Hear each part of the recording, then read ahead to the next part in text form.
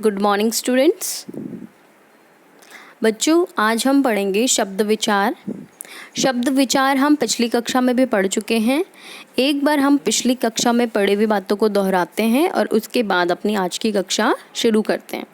तो पिछली कक्षा में हमने जाना कि एक या एक से अधिक वर्णों के मेल से बने सार्थक वर्ण समूह को हम शब्द कहते हैं। सार्थक का अर्थ है वे शब्द जो हमें अर्थ बताते हों। सार्थक मतलब अर्थ सहित, निरर्थक मतलब जिनका कोई अर्थ ना हो। ठीक है, तो बच्चों वर्गीकरण शब्दों का विभिन्न आधारों पर किया गया है। उत्पत्ति के आधार पर, रचना के आधार पर, अर्थ के आधार पर और प्रयोग के आधार पर। अभी तक हम उत्पत्ति के आधार पर और रचना के आधार पर पढ़ चुके हैं।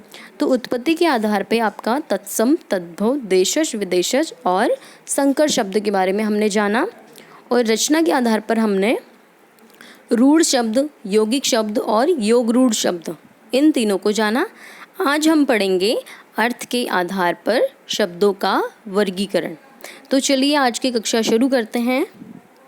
अर्थ के आधार पर शब्दों का वर्गीकरण दो प्रकार से किया गया है, सार्थक शब्द और निरर्थक शब्द। सार्थक आपको मैं पिछली कक्षा में भी बता चुकी हूँ।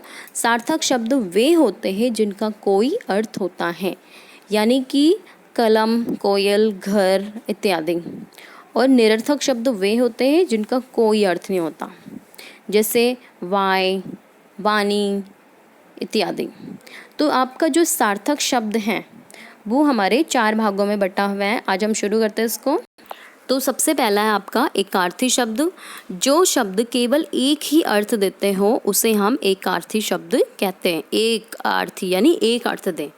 उदाहरण के लिए निधन का अर्थ है मृत्यु, प्रथम का अर्थ है पहला, दिन का अर्थ है दिवस और पुस्तक का अर्थ है किताब।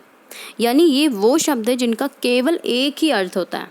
दूसरा आपका अनेकार्थी शब्द, वे शब्द जिनका एक से अधिक अर्थ निकलता है। अगर हमारा उदाहरण है जल, तो एक जल का अर्थ है आपका पानी, पीने वाला जो जल है, और दूसरा जल का अर्थ है जलना, जैसे हाथ जल जाता है। तो जल लिखने में भी पढ़ने में भी एक जैसा शब्द है पर उसका अर्थ अलग अलग है।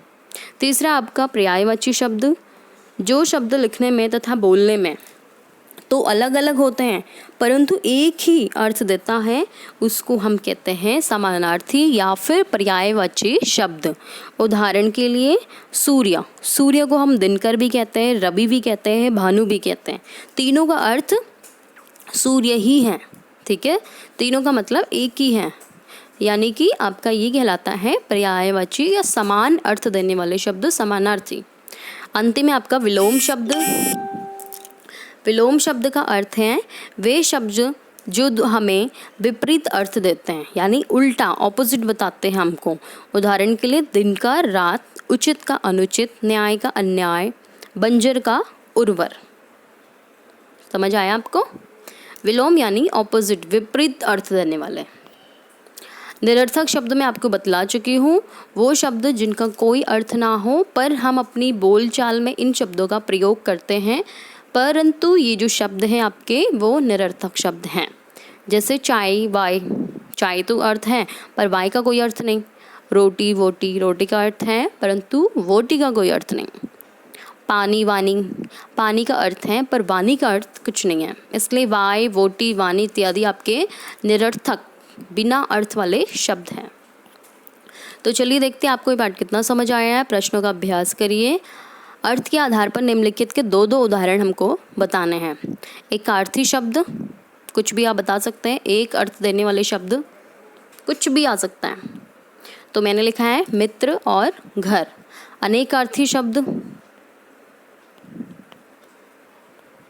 जल, जल मतलब जलना और जल आनी पानी।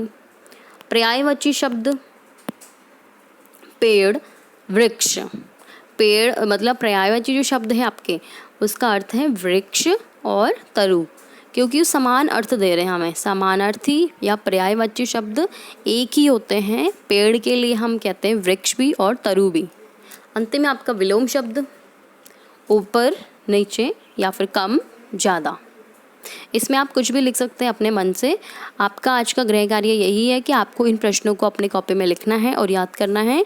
अगली कक्षा में हम मिलते हैं शब्द विचार के साथ, परंतु उसका अंतिम भाग पढ़ेंगे हम प्रयोग के आधार पर।